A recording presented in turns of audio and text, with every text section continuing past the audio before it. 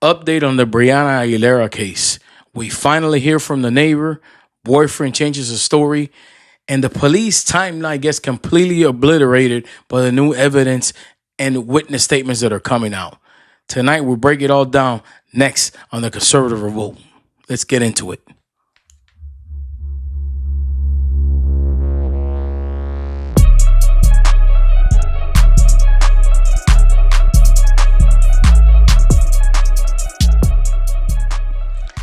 Dana Rodriguez.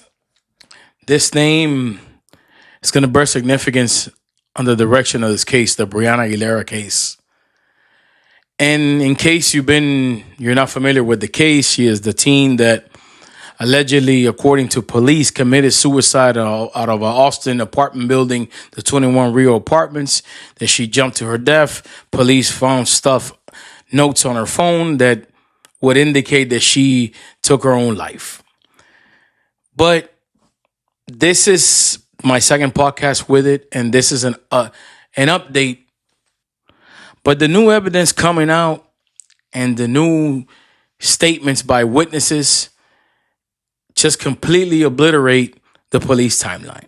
And as I mentioned, Dana Rodriguez is a neighbor across the hall from the apartment that the incident took place, in the 21 Rio Apartments. And she came out and read a lengthy statement in a press conference held by Tony Busby. He's the attorney representing the family alongside with the Games law firm from San Antonio. And first and foremost, before she even took the podium, the most explosive thing that blew my mind was the fact that police, a month after the last interview, have not spoken to her. And she has pivotal information about the case that what she's alleging is extremely important to the case and to establish self-harm, to establish everything that happened that night. And let me leave you with a little nugget before I get into her statements and what she said. She said in the end of the press conference that she believed that Austin police have never set foot in that apartment. I gotta say, by following the specifics of this case, that does not surprise me. But let's get into her statements of what she was talking about. She, as I mentioned, she lived across the hall, and the evening that all this took place, she was in the apartment with her husband, not with her husband, beg your pardon, with her parents. And she explains her day. She went to dinner with her parents. She has a dog. The dog's name is Bear. So I'm not going to bore you with some of the mindless details that go into what she said. But it's perplexing that she never has been spoken to. That really just... I know I sound like I'm redundant with this. That pretty much blew my mind. She states first, and then this is the most troubling thing that I find perplexing. Even Tony Busby brought this up. It's not like she's been hiding under a rock, or she went to a foreign nation and she's hiding in fear for her life. No, she gave an interview to a local station, and that's how they found her, the attorneys. And one of the things that she mentions in her statement is that the walls in those apartments are like paper thin. They're really thin that you can hear everything crystal clear. That's got to suck to live there, but for the sake of the argument in this case, that's extremely important, because that demonstrates that everything that she's talking about, what she's saying is true, leads to a bigger thing that happened in that apartment that day prior to her falling. She states that she was with her parents and they could hear people arguing. There was an argument ensued in the apartment. She said she heard people coming and going, and then she hears an argument. And she says what it sounds like a female voice arguing with three other females. And here's something key that she says. She says that the argument seems to be getting further and further and further. As if, for example, here's the living room, right? And the argument starts heading towards the flag. Obviously, if you're standing behind the camera, it's just going to get a bit further and further to you. Common sense, right? So that explains how they got to the balcony. She also states that her father went out to the balcony and that he could hear him, and he was from the other side of the building to her. He could hear the argument on the balcony, and that he made a statement. I hope that somebody doesn't turn up, or everything's all right, and somebody doesn't turn up hurt. I'm paraphrasing. I'm giving you the specific details. So you can go watch the press conference for yourself if you want to hear everything, but I'm giving you the details. And she says that even her mom said that they were so loud that she at a moment her mom thought, I'm going to go over there and say something to them because it's just extremely loud. And it was past midnight. Why police did not go talk to this woman after, even out of curiosity? Let's say you don't believe her. Let's say you think your case is airtight. You don't think it's important to speak to this woman and the things that she's alleging? She's alleging that a hostile situation took place inside the apartment that could have led to something happening. We don't know the facts of what happened, because the people that were there are the only ones that could tell us what happened, but one can speculate. And I know this is going to sound sort of comical, but in the show, the first 48, they said that the odds of solving a murder go down if you don't get a lead within the first 48. And I saw a case in that particular show, and I'm going to look up the show and. On another update, I'm going to bring up the parallels of the show. On another podcast, I'm going to do that. A man fell to his death, and Miami police investigated it. So it was similar, but I guess the investigation how it went is just completely opposite. But I'll dig them up and I'll do a side by side. It should be pretty fun. That should be a pretty cool topic. I'm sorry to deviate from the topic, but it's perplexing that they didn't think to speak to her. They didn't think to canvass the areas. I mentioned that in the first podcast. And here's why I believe some of the things that she's saying. She appears to me to be that nosy neighbor that's keeping up with everything, because throughout the press conference, she kept referring the name Natalie. She says Natalie would have parties. Natalie would do this. So she was accustomed to the coming and going and the party in the apartment. I guess the person that was living in the apartment, her name was Natalie. And something that she said in the press conference kind of got me to get to believe what I believe.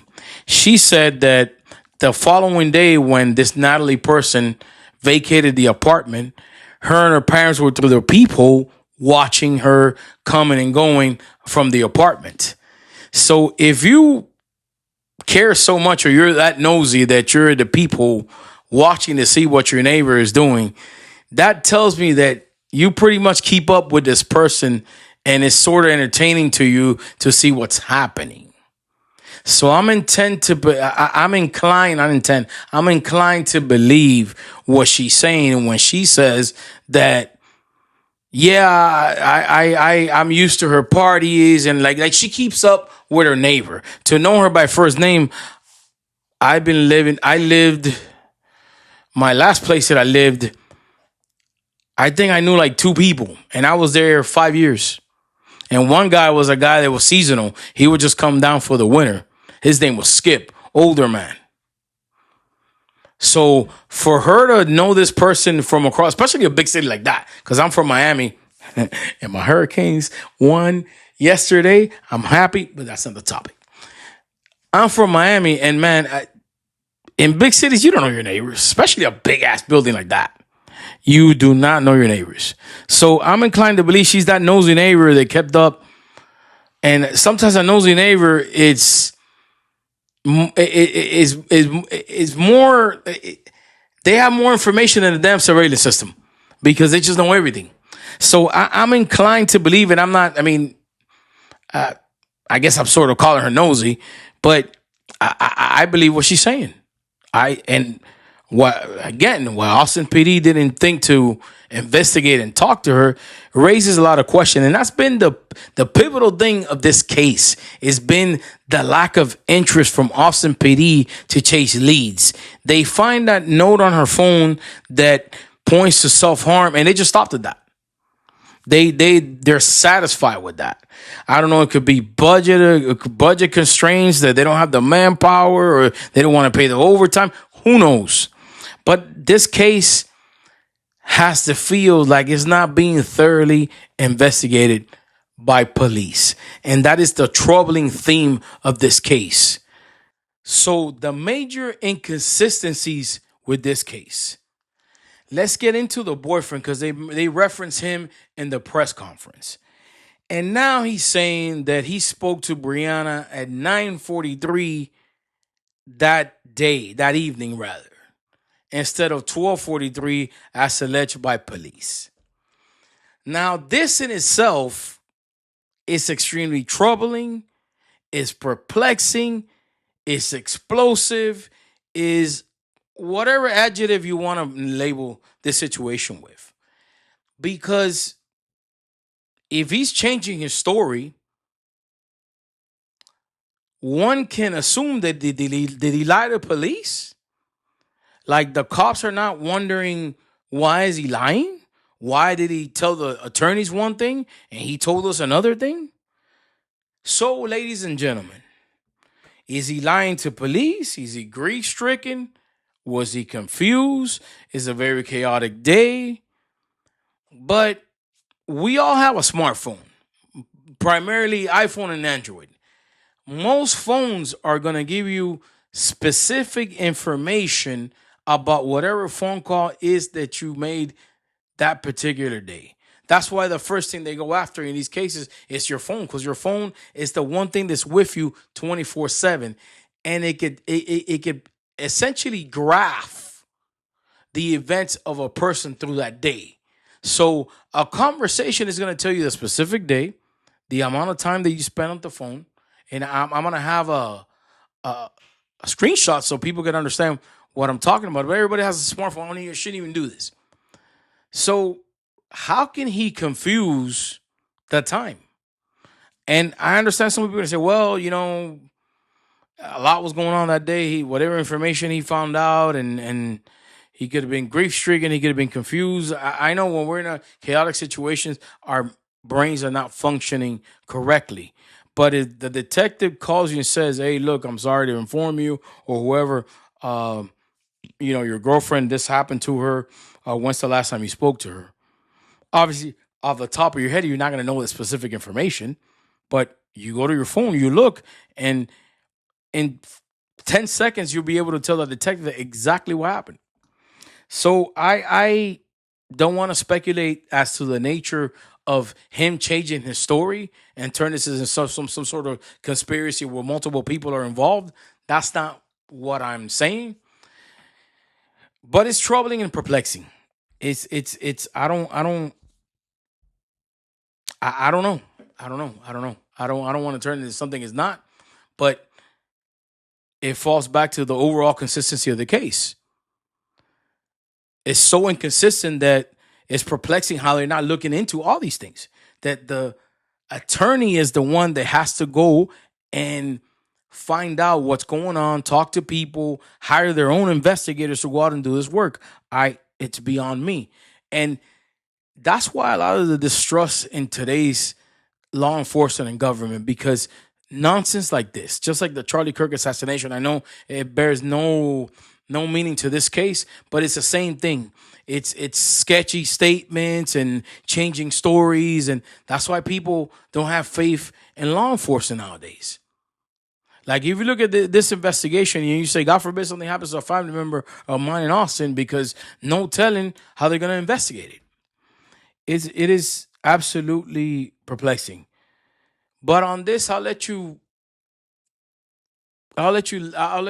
hear what Tony Busby has to say regarding the phones and regarding all these things a little bit later on. Also, one of the pivotal things that I talked about in the last podcast, and it was how it just didn't make any sense the whole phone story. The whole, she borrowed the phone to make a phone call. And here's what I'm saying. According to police in their timeline, she borrowed a phone at 12:43 a.m. Called the boyfriend, argued for a minute and a half, returned the phone, jumped off the balcony. That's what the police is alleging. It was what police is alleging. I'm sorry, not alleging. Alleging. I said in the last podcast, who in the hell has their phone unlocked? They never explained either.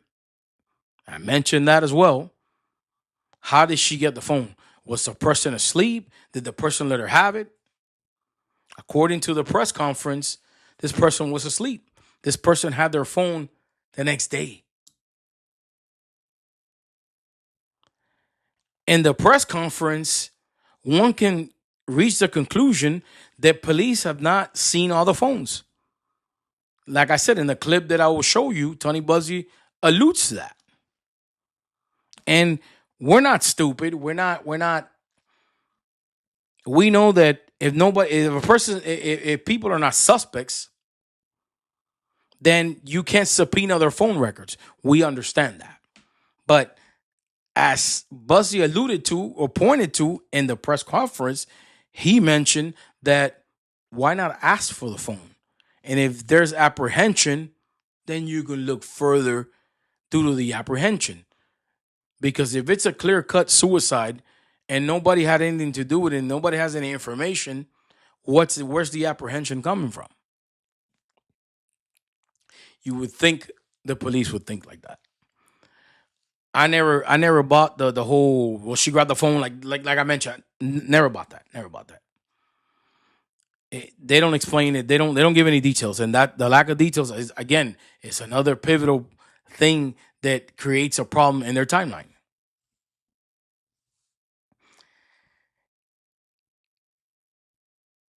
Who knows? Who knows at this point? Who knows? I mean, it seems like the attorneys are doing more work to figure this case out than the police is. The reason that we have investigations is to talk to all the witnesses, look at all their phones, and get their stories in writing so we can compare them and figure out what happened. What the police have told us is simply not physically possible. Based on our investigation, we've concluded that Brianna didn't make that phone call herself, the phone call that the police claim that was made at 12:43 with someone else's phone. And what does it mean? It either means that if she did make that call, she was with someone else at the time the call was made, which would have been the time she went over that railing. Either scenario raises significant questions that warrant exploration. So as you can see from the clip that I showed you about the press conference, everything that he alludes to regarding the phone story and how it's almost next to impossible for what the police said happened had happened. But another perplexing issue that they're running into, Austin PD is telling the witnesses not to speak to the mother. And that, to me, also is highly problematic. I don't think I ever heard of a case to where police is telling the witnesses not to speak to the family or the attorneys of the family. Why they're doing that? The Austin PD has a lot of questions to answer regarding this case. Big ones. While they're doing that, they know that. We don't know that. We can speculate. But speculation is not the right thing to do for this girl's memory and the pain and anguish that her family is encountering at this time. Whoever's doing this for clickbait, you're disgusting. I'm sorry. I'm not attacking anybody. Exploding somebody's tragedy for personal gain, I find it disgusting. That's why I use that term. But people do it. It's common now on YouTube and also social media platforms. So it is what it is with that. So now to the question that I was asking in the last podcast that I mentioned on the short. You can go back and look at it for yourself. Was the serving of alcohol to minors, and that's something that I felt that at the time nobody was talking about. I brought it up on my short prior to releasing the last last show, and now it's being addressed. The Austin Rugby Club is getting sued, along with the organizers of the event that took place at that particular place. And I felt that was something that was beyond important, because whoever was there kind of saw the transition from her being sober to being intoxicated, and could shed more light as to her mind frame for that day. I think whoever spent time with her that day could shed light into a lot of it, could have shared a lot of details that could explain a lot of things that took place further down the line that night. And I felt that by police skipping, not interviewing people and deeming that not important, I felt was, again, part of the overall theme of this case, is how they just don't have any interest in pursuing anything. So that was something huge that the attorney is now doing.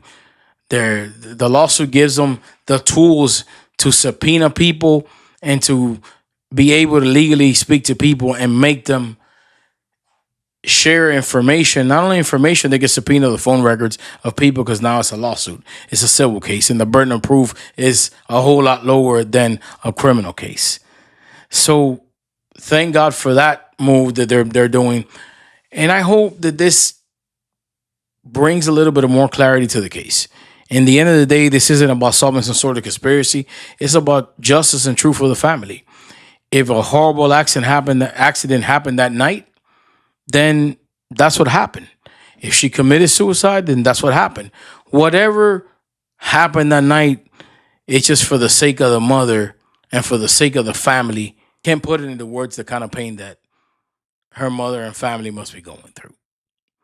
But I hope that this sheds more light into the investigation. I hope this lights a fire into the Austin Police Department, and they start doing their job, or at least asking more questions and not coming to some far-fetched conclusion based on a note that you found on a phone. But thank you for your viewership and engagement. Please like, share, and subscribe to this channel. It'll cost you nothing. Thank you, and I'll catch you in the next one.